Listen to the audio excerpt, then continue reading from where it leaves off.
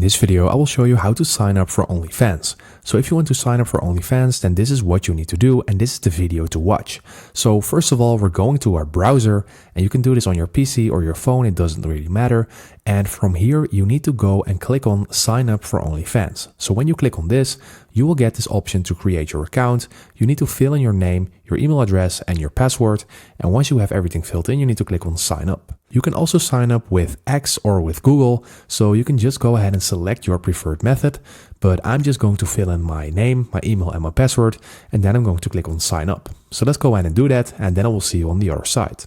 So I have filled everything in, and right now I'm inside of my account, and now I am ready to use OnlyFans. So signing up for OnlyFans is really easy, so you can already get started with the app, but if you want to get subscriptions and access to more restricted content, then you will need to add a payment method as well.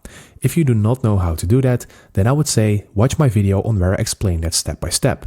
So anyway, that is it for the video. I hope this helped you out. Please leave a like and consider subscribing, and then I will see you in the next one.